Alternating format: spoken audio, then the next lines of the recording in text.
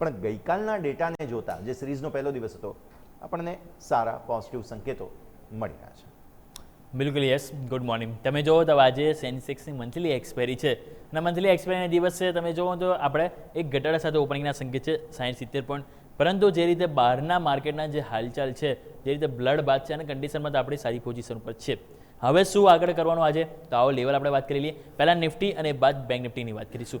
નિફ્ટીનો daily chart પહેલાં આપણે screen પર લઈને આવો. તમે જો છેલ્લા 2-3 દિવસથી સરસ ગેપ અપ ઓપનિંગ થઈ રહી છે અને ગેપ અપ ઓપનિંગ બાદ સારી વસ્તુ છે કે તમે એક કોન્ફિડન્સ સાથે ક્લોઝિંગ પણ આપો છો. હવે તમે જુઓ તો છેલ્લા આપણને 1, 2, 3, 4 ટ્રેડિંગ સેશનથી આપણે હાઈ લો ફોર્મેશન બનાવી રહી છે. તો સિમ્પલ આપણે આજે પણ એ જ વસ્તુ ફોલો કરીશું.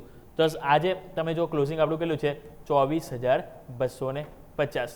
હવે આપણે એડ કરી દઈએ આમાં કેટલું 70 પોઈન્ટ. આપણે ચલો અહીંયા -70 પોઈન્ટ આપણે કરી દઈએ તો તમારો આવશે 24,180 આજુબાજુ. આપણે એવું અઝ્યુમ કરીએ કે 24,150 થી 200 24,150 થી 24,200 ની વચ્ચે આજે અગર આપણું ઓપનિંગ થાય છે પછી શું કરવાનું, રાઈટ? તો પહેલાં તો ગઈકાલનો લો કેટલો હતો 24,136. અગર માની લો આજે ગેપ ડાઉન ઓપનિંગ થાય છે કાં તો 24,136 આજુ એનાથી નીચે પણ થઈ શકે છે કાં તો એની ઉપર થાય છે તો 24,136 ગઈકાલના દિવસના લોન આપણે ઇમ્પોર્ટન્ટ આપીશું. ગઈકાલનો લો તમારો જો 24,136 અગર જો એ તૂટે છે અને એની નીચે જ તમે રહો છો તો પછી થોડુંક આપણે સાવધાન રહીશું, કારણ કે ત્યાં તમારું શું આવે છે 24,136. એની નજીક તમારો જે આવે છે 24,120 કે જે છે તમારો ખાસ કરીને 100 દિવસની એક્સપોનેન્શિયલ મૂવિંગ એવરેજ. એટલા માટે આજે ઓપનિંગ બાદ પહેલાં આપણે સપોર્ટ તરીકે કહેવાય એને ખાસ કરીને જે લઈશું 24,136 અને 24,120. આ એરિયા જે છે કે જેને આપણે as a buy on dips તરીકે જોવું જોઈએ.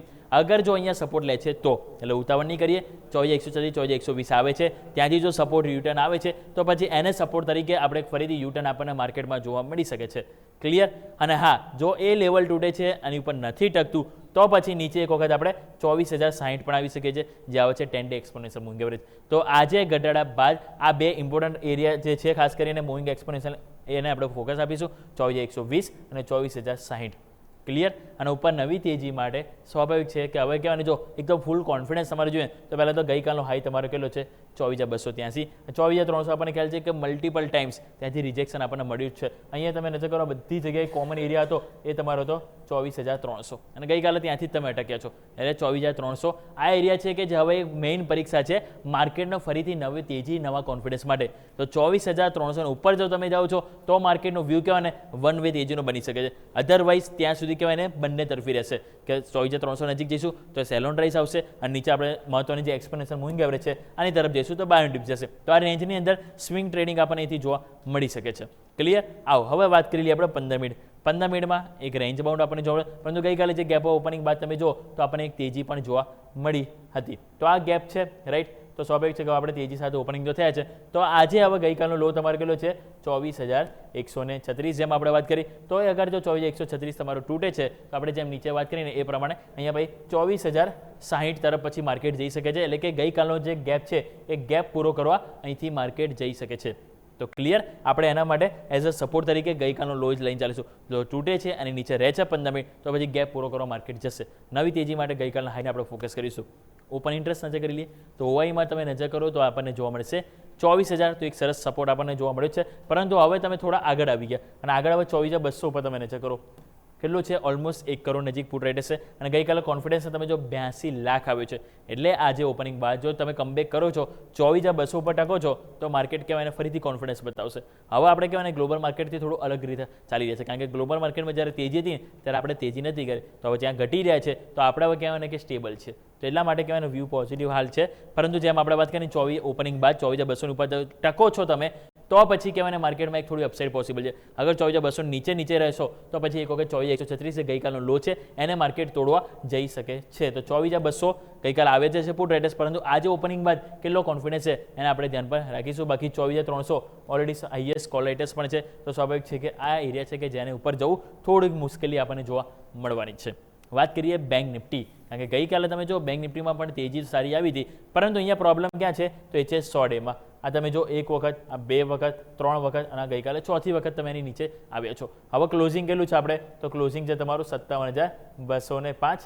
હવે આપણું 100 ડેમાં કેટલું છે, 100 ડેમાં નહીં 10 ડેમાં, 10 ડેમાં તમારું કેટલું છે તો એ છે 57,213, રાઈટ? જે આપણે અહીંયા લખ્યું છે 57,213. તો આજે સિમ્પલ આજે ઓપનિંગ જો અહીંયા પણ ગેપ ડાઉન થાય છે તો 57,213 આ એરિયા જે છે ને એની ઉપર જઈને ટકવું જરૂરી છે. જો એની ઉપર તમે ટકો છો ને તો ઉપરની તરફ આપણને કહેવાય ને 57,500 લેવલ પોસિબલ છે અને 57,500 ની ઉપર ફરીથી તમારે આ લેવલ આવી જશે 58,000 અને 58,300 આ લેવલ તરફ પણ જઈશું. પરંતુ એના માટે મેં કીધું કે 10 ડેમાંની ઉપર તમે જઈને આજે એટલીસ્ટ અડધો કલાક ટકવું જરૂરી છે. જો ટકો છો તો 57,500 પણ આપણને જોવા મળી શકે છે. અને નીચે સપોર્ટ તરીકે આજે ગેપડાઉન ઓપનિંગમાં પહેલાં આપણે રિસ્પેક્ટ આપીશું 57,000નું લેવલ. 57,000 લેવલ ત્યાંથી જો બાઉન્સ બેક લે છે તો વેલ એન્ડ ગુડ. જો નથી લેતું તો પછી આપણે એક વખત નીચે 56,800 તરફ પણ જઈ શકીએ છીએ. તો વ્યૂ સ્વાભાવિક છે કે અત્યારે આપણે મિક્સ છે કારણ કે જે રીતે સંકેતો છે બ્રેન્ટ ક્રૂડ ઓઇલ ફરીથી વધી ગયું છે તો તેજી આપણે સારી એવી છે, માર્કેટ સરસ પોઝિટિવ છે, પરંતુ થોડોક બ્રેક કહેવાને લઈ શકે છે, કન્સોલિડેટ પણ થઈ શકે છે અને ઘટાડો પણ થોડોક કહેવાને પ્રોફિટ બુકિંગ શક્ય છે. એટલે બંને તરફી કહેવાને આજે મોમેન્ટમ પોસિબલ છે. પરંતુ આપણે જે લેવલ વાત કરી બસ એને આપણે ફોલો કરીશું. આવો અહીંયા 15 મિનિટ તમે જો તો 15 મિનિટમાં જો તમને એક બિલકુલ રેન્જ બાઉન્ડ જ કારોબાર તમે નજર કરો તો છેલ્લા આટલાય દિવસ આપણને એક રેન્જમાં જ કારોબાર જોવા મળી રહ્યો છે. એટલે આને આપણે વધારે ચર્ચા નહીં કરતા, ઓપન ઇન્ટરેસ્ટ લઈને આવો તો એમાં તમે નજર કરો તો 57,000 કે જ્યાં તમને જોવા મળશે કોલ રાઇટર્સ પુટ રાઇટર્સ બંને તરફથી ફાઇટ તો હતી, પરંતુ ગઈકાલે પુટ રાઇટર્સે કોન્ફિડન્સ સરસ બતાવ્યો 1.5 લાખ ગઈકાલ 9 એડિશન અને તમે જો ગઈકાલ કોલ રાઇટર્સ ગયા જે સંકેત તો સારા જ છે અને તમે જો કોલ રાઇટર્સ કરતાં પુટ રાઇટર્સ પોતાની પોઝિશન પણ બનાવી રહ્યા છે તો સ્વાભાવિક છે કે 57,000 એ મેઇન ઇમ્પોર્ટન્ટ એરિયા છે. તો સ્વાભાવિક આજે જેમ વાત કરીને ઓપનિંગ બાદ 57,000થી 56,800 આ એક એરિયા છે જે એક સપોર્ટ એરિયા છે બાયોન ડિપ્સ વાળો. અગર જો ત્યાંથી બાયોન ડિપ્સ આવે છે તો ફરીથી તેજી પોસિબલ છે, પરંતુ તેજીમાં કોન્ફિડન્સ માટે 57,220 કે જે છે તમારું 10 ડેમાં એની ઉપર ટકવું જરૂરી છે. અગર જો ટકો છો તો મોમેન્ટમ અહીંયા પણ એક સરસ પોઝિટિવ 57,500 તરફ જતી જોવા મળી શકે છે. સેમ વે નિફ્ટીમાં આપણે જેમ વાત કરી કે આજે ઓપનિંગ બાદ ઘટાડા સાથે ઓપનિંગ થઈશું. જો નીચેની તરફ ગઈકાલનો લો તૂટે 24,136 તો થોડી વીકનેસ પોસિબલ છે 24,060 તરફ. અગર જો નથી તૂટતો અને ઉપરની તરફ 24,200 ની ઉપર જાઓ છો, ટકો છો તો ફરીથી કહેવાય ઉપર 24,300 તરફ પણ તમે જઈ શકો છો. Yes, okay. તો આ છે તમામ પોસિબિલિટીઝ ચાર્ટની કે જેને ધ્યાનમાં રાખીશું.